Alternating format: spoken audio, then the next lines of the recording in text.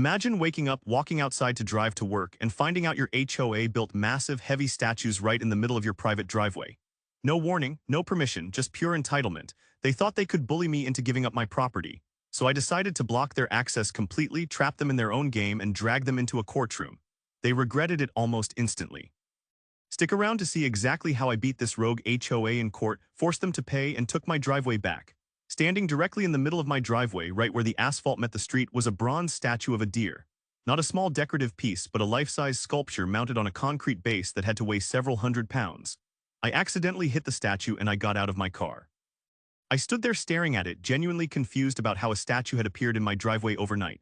I walked around to the front of my car and examined the bumper. There was a small dent and some scratches, nothing major but irritating nonetheless. Then I noticed there were more statues, 3 more to be exact. Flanking both sides of my driveway entrance were bronze sculptures of various wildlife, a fox, a rabbit, and what looked like a squirrel. Each one was mounted on the same type of concrete base, positioned right at the property line where my driveway met the public street. I pulled out my phone and took photos of everything, the statues, the placement, the damage to my car. Then I walked down the street to see if any of my neighbors had similar decorations. They did not. The statues were only at my property. I lived in the Riverside Meadows subdivision, a planned community about 15 miles north of Charlotte, North Carolina.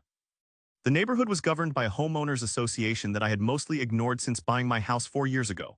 I paid my dues quarterly, received occasional newsletters about community events, and otherwise had minimal interaction with the HOA board. That was about to change. I called the HOA management office and reached a receptionist named Amanda. There are statues blocking my driveway, bronze wildlife sculptures. Do you know anything about this? Let me check with the board president. Can you hold? I waited on hold for nearly 5 minutes before a woman's voice came on the line. This is Diane Pritchard, HOA president. You must be calling about the Heritage Wildlife Installation project. The what? The Heritage Wildlife Installation. It was approved by the board 3 months ago as part of our community beautification initiative. We're installing native wildlife sculptures at select properties throughout Riverside Meadows. Why are they in my driveway?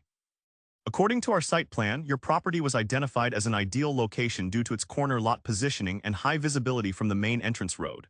The sculptures enhance the aesthetic appeal of the entire community. I did not give permission for anything to be installed on my property. The installations are on community easement areas, not private property. We have the right to make improvements within those designated zones. I looked at the statues again. They were clearly positioned right at the edge of my driveway, exactly where I needed to turn when entering or exiting. One of them caused damage to my car this morning because I did not know it was there. Miss Pritchard's tone became slightly defensive. The sculptures were installed yesterday evening. A notice was placed in your mailbox informing you of the installation. I had not checked my mail the previous day. That does not change the fact that they are blocking my driveway and one of them damaged my vehicle. The sculptures are not blocking your driveway, Mr. Harris. They are positioned at the property line. There is adequate space for vehicle access. There clearly is not, or I would not have hit one backing out this morning. Perhaps you need to be more careful when operating your vehicle. I felt my jaw tight. I want them removed from my property immediately. As I explained, they are not on your property. They are within the community easement zone. We have every right to install aesthetic improvements in these areas. I need to see documentation of this easement and the board approval for this project. You can request copies of HOA documents through the management office. There is a processing fee of $50 and it takes up to 2 weeks. This is ridiculous. I am calling my attorney. You are certainly free to do that, Mr. Harris, but I assure you everything was done according to HOA guidelines and county regulations. She hung up before I could respond. I stood in my driveway looking at the 4 bronze animals that had invaded my property and felt a cold anger settling in. I called my attorney, James Mitchell, who had handled my house closing and a few other legal matters over the years. James was in his mid-50s, practical and thorough. I explained the situation and sent him the photos I had taken. This sounds like an easement dispute, he said after reviewing everything. Do you have a copy of your property survey and deed? I do. Can you send them over along with any HOA documents you received when you bought the house? I will. What are my options here? First, I need to verify whether there actually is an easement that gives the HOA the right to install structures at your property line. If there is not, or if the easement does not cover this type of installation, then they are trespassing. Even if there is an easement, they may have exceeded their rights under it. What about the damage to my car? Document everything. Get a repair estimate. If the HOA is liable, we will pursue compensation. In the meantime, do not move or damage the statues. We need to handle this properly. I spent my lunch break at the County Register of Deeds office, pulling copies of my property survey deed and the original HOA declaration that had been recorded when Riverside Meadows was developed. The documents were extensive, but I found what I was looking for. There was indeed an easement along the front of my property, a 10-foot strip designated for utilities and community access. However, the easement language specifically mentioned underground utilities, drainage, and pedestrian walkways. There was no mention of decorative installations or sculptures.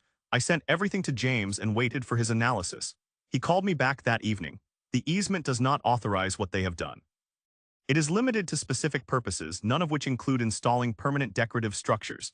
The HOA has exceeded their easement rights, so they are trespassing effectively. Yes, I am going to send them a demand letter requiring removal of the sculptures within 7 days.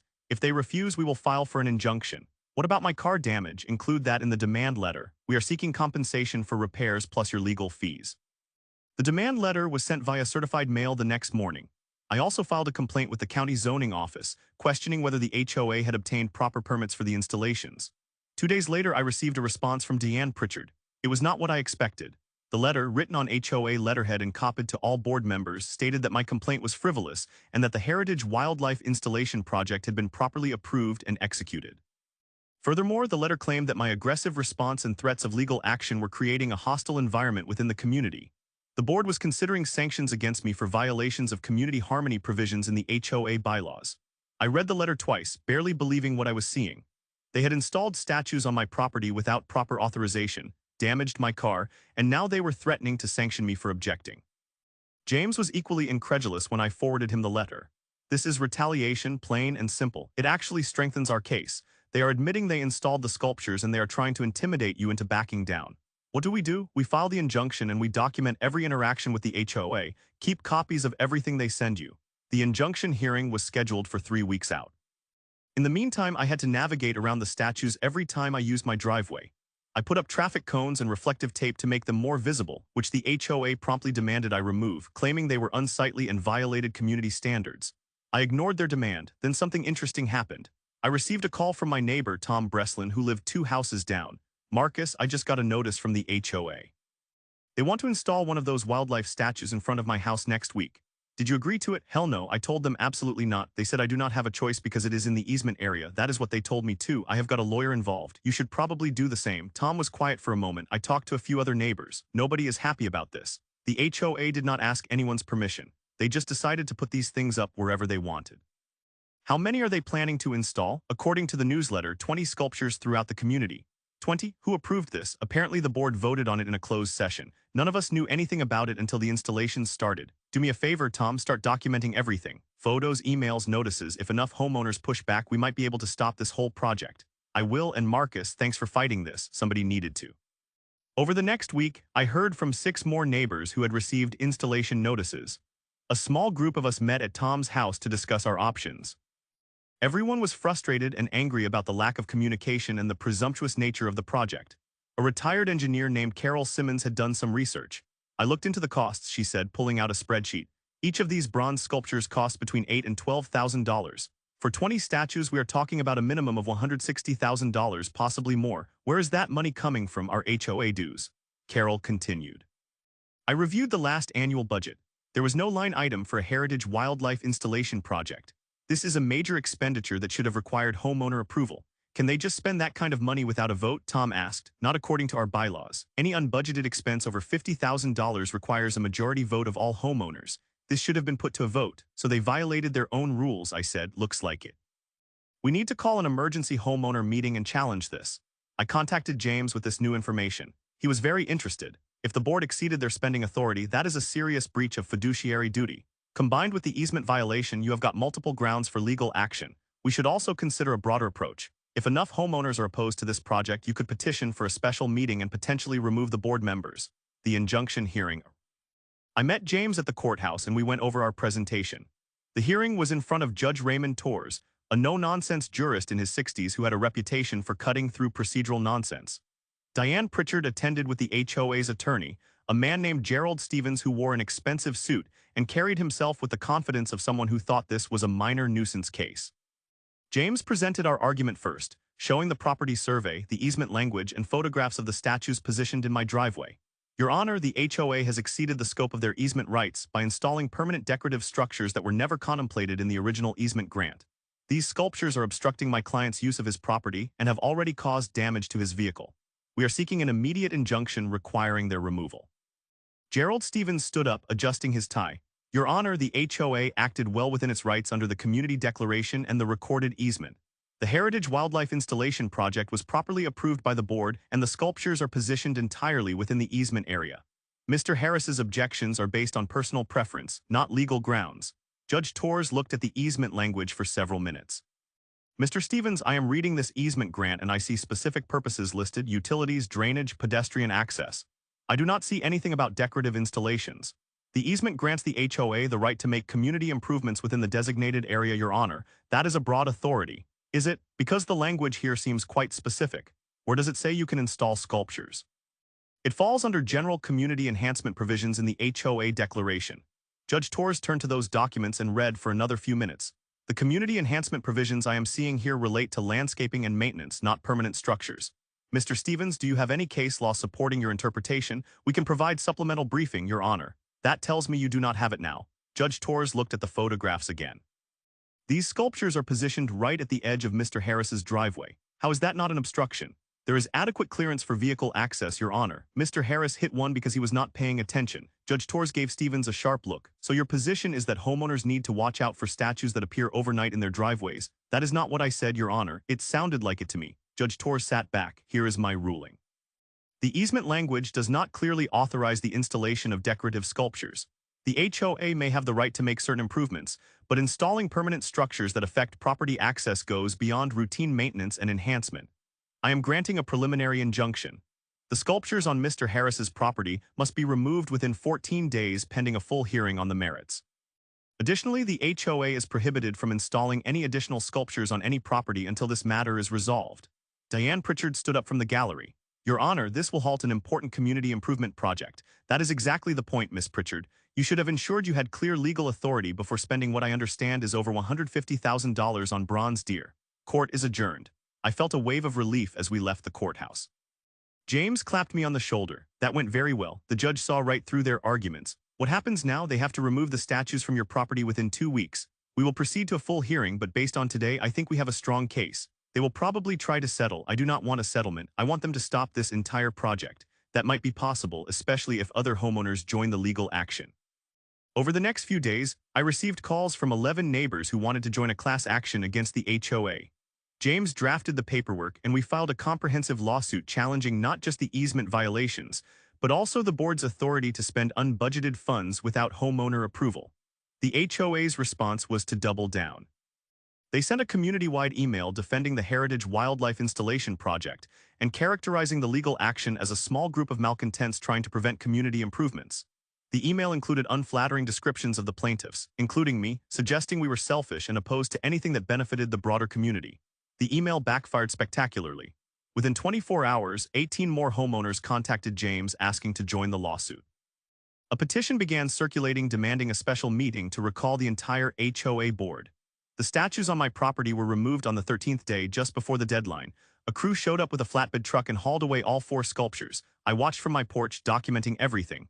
Diane Pritchard was there, supervising the removal. She glared at me but said nothing. The special homeowner meeting was held 3 weeks later in the community clubhouse.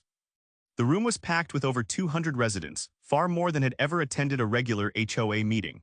Diane Pritchard and the other 4 board members sat at a table in the front, looking increasingly uncomfortable as homeowners stood up one after another to voice their complaints. The Heritage Wildlife Project was just the beginning. As people spoke, other issues emerged. Unauthorized dues increases, contracts awarded to companies owned by board members' relatives, aggressive enforcement of minor rule violations while major issues went ignored. Carol Simmons presented her financial analysis showing that the board had spent nearly $300,000 over 2 years on projects that were never budgeted or approved by homeowners.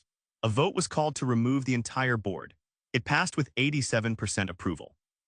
New board members were elected on the spot, including Tom Breslin as president and Carol Simmons as treasurer. Their first official act was to cancel the Heritage Wildlife Installation Project and authorize the sale of the already purchased sculptures to recover costs. The second act was to settle the lawsuit. The new board agreed to pay all legal fees, compensate me for the damage to my car, and formally acknowledge that the original installations were unauthorized. They also agreed to revise the HOA's spending policies to require homeowner votes on any unbudgeted expense over $10,000. Diane Pritchard and the former board members faced additional consequences. A forensic audit revealed that over $70,000 in HOA funds could not be properly accounted for. Some of it had gone to the wildlife project, but a significant portion had simply disappeared into vague expense categories.